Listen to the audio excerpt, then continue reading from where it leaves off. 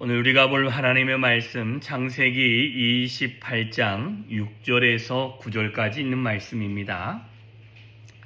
창세기 28장 6절에서 9절까지 있는 말씀 같이 보겠습니다. 시작.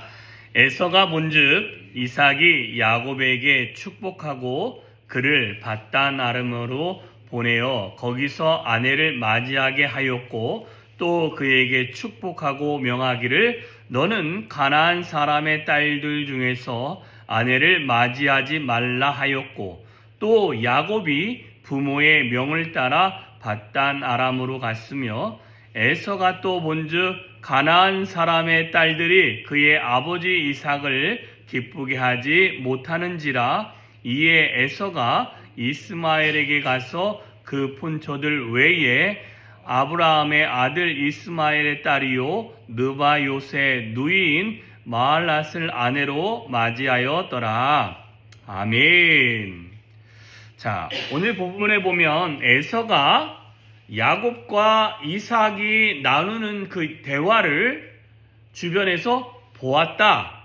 그죠? 에서가 본즉이라는 표현을 썼습니다. 그리고 난 다음에 또 8절에 보면 에서가 또 본즉이라는 표현을 썼습니다. 자, 앞에서 본즉은 보았다. 그들이 대화하는 것을 보았다. 라는 것입니다. 그리고 8절에서 본즉은 그가 생각해 보니 아버지가 가나안 사람의 여인들을 좋아하지 않는 것을 알았다. 그래서 그가 선택하기를 그러면 가나안 여인이 아니라면 자기의 할아버지의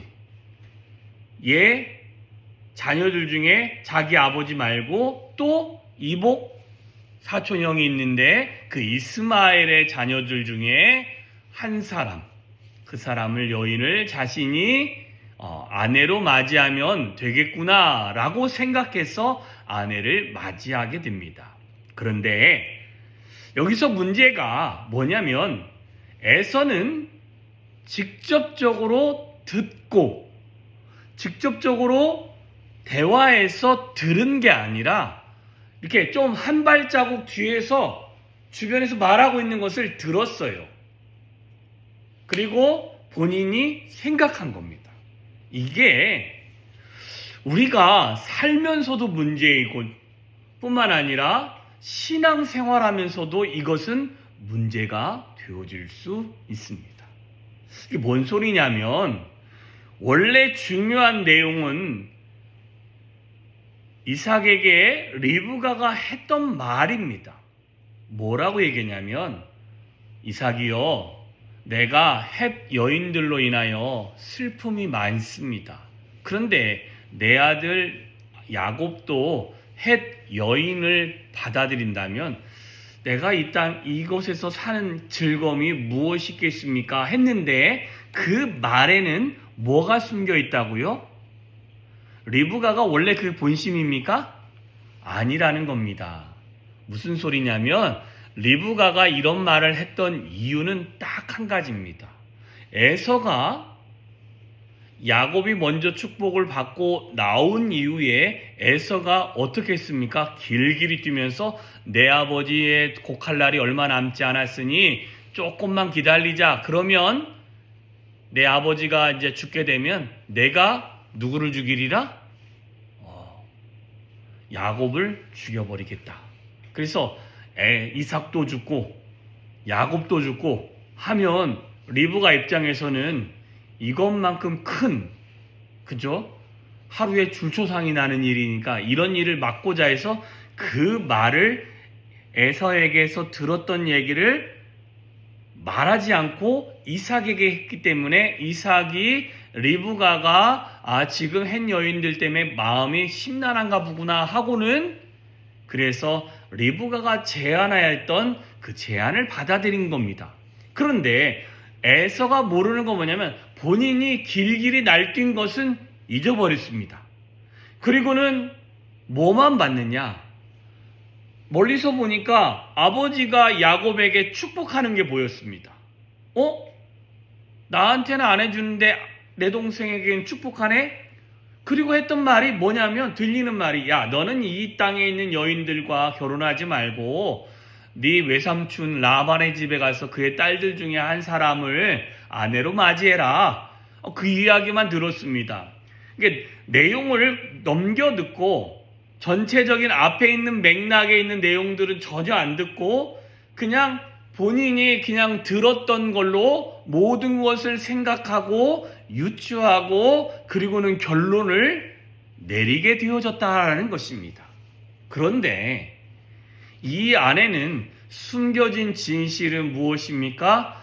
리브가가 이삭과 야곱과 에서가 평안하게 살 수 있도록 하기 위해서 장치해 놨던 그 상황들이었다라는 것입니다. 근데 에서는 자기 감정 때문에 길길이 뛰고 있어서 이 모든 상황이 어떻게 진행됐는지 모르고, 그리고 리브가와 야곱이 어떻게 얘기했는지도 모르고 본인이 들은 것과 본 것과 생각한 걸로만 결정을 내려서 또 부모의 마음에 합한 사람이 이스마엘이겠구나, 그쪽의 딸들을 아버지가 기뻐하겠구나 라는 것입니다. 신앙생활에서 큰 문제는 이것입니다.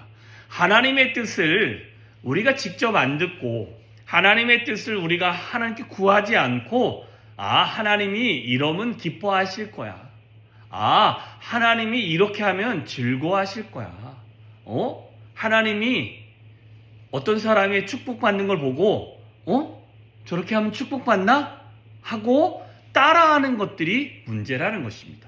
그 사람이 그렇게 축복받기 위해서 얼마나 노력했고, 얼마나 하나님 앞에 몸부림을 했고, 얼마나 하나님께 기도했고, 말씀대로 살려고 노력했고, 그가 얼마나 성실하고 정직했는지 그걸 안 따져봅니다. 뭐만 보이는가? 그가 하나님 앞에 예물 드렸더니 복 받네? 그럼 나도 예물 드리면 복 받는가? 하고 했는데 시간이 지나도 그 사람과 나와의 복의 차이가 좁혀지지 않으면 시험이 듭니다. 아이고, 뭐 그 사람처럼 내가 재물을 드렸는데도 하나님이 복을 안 주시네. 그리고는 하나님은 없어. 이렇게 생각할 수 있다라는 것입니다. 왜 그렇습니까? 그 사람의 마음의 중심으로 또 행하는 것은 보지 않고 겉모습만 봤기 때문에 그렇습니다. 우리가 사람을 그 중심을 보지 않고 겉모습만 보고, 또한 신앙생활도 하나님 앞에서 내 중심을 들이지 않고 겉모습으로 생각하는 것만 보고 주변에서 신앙생활하는 걸 보고 나도 따라하면 이런 에서와 같은 실수가, 에서와 같은 잘못된 결과물들이 우리 가운데 있을 수 있습니다. 그래서 우리는 철저하게 직접적으로 하나님께 여쭤보고, 하나님, 제가 이걸 하기 원합니다. 하나님의 인도함을 구합니다. 알려주십시오. 이렇게 기도하면서 답을 구해야 됩니다. 에서처럼 옆에서 보고 자기가 생각해보고 하는 실수를 하지 마시기를 바랍니다. 그래서 제일 좋은 게요, 모르면 가서 물어보는 게 제일 현명한 대답입니다. 그죠? 이거 어떻게 합니까? 이쪽으로 옮겨놓습니까? 해야 되는 거예요. 근데 무슨 일을 하는데 여기다 놓을까요? 했는데 그러십시오 하는 것이 제일 확실하잖아요.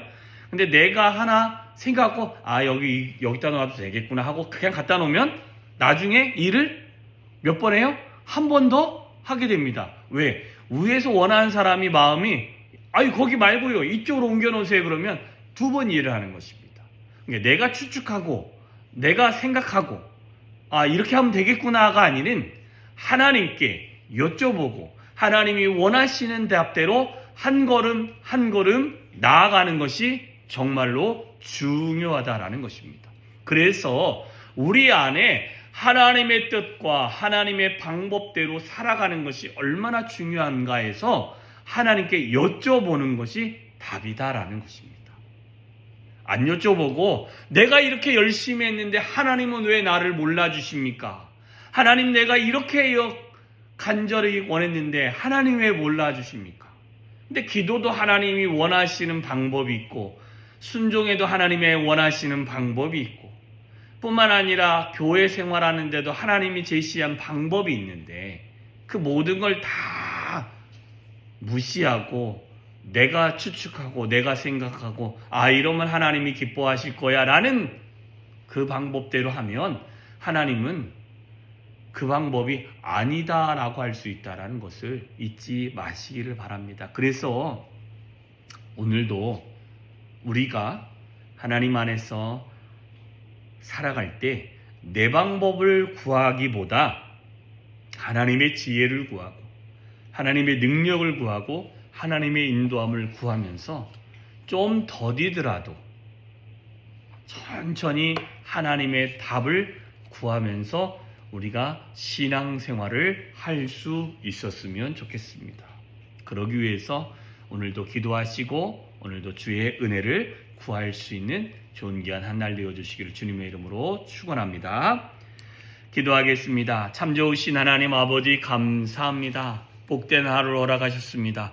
에서가 그가 이삭이 하는 행동을 보고 추측하여 나름대로 자기가 결정하고 행동했습니다. 그러나 그 방법이 그의 부모의 마음에 합당한 모습이었는가 살펴보면 그것도 아니었던 것을 확인합니다. 하나님, 우리가 하나님 안에서 신앙생활한다고 말하면서 혹 내가 추측하고 내가 생각하고 뿐만 아니라 내가 원하는 방법대로 하나님 일을 추진하고 있지는 않았습니까? 하나님, 그런 실수를 하고 있다면 아버지 하나님 그 모든 것들을 다시 한번 바로잡을 수 있는 이 시간이 되어지기를 소망합니다.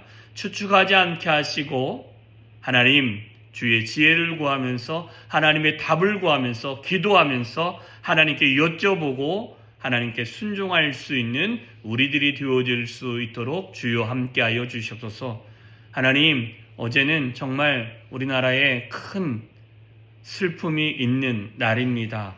많은 사람들이 여행을 돌아오다가 죽음에 이르게 되었는데 하나님, 정말 이 나라 이 민족을 긍휼히 여겨 주시옵시고 그 슬픔에 잠긴 모든 유가족에 하나님의 은혜가 임하였으면 좋겠고 뿐만 아니라 이 문제가 나라의 혼란으로 퍼지는 것이 아니라 이것을 통하여 더 마음이 정말 이 나라 이 민족의 백성들에게 관심이 있고 국민들에게 관심이 있고 또한 국민들의 안정을 위하여 우리의 마음을 쏟는 또한 정부와 우리가 되어질 수 있도록 도와주시고 우리 또한 이를 지켜보면서 안쓰러워하면서 중보할 수 있는 우리들이 되어질 수 있도록 하나님 은혜를 베풀어 주시옵소서. 하나님의 은혜가 오늘 하루도 우리 가운데 충만히 임하기를 소망하며 예수님의 이름으로 기도하였사옵나이다.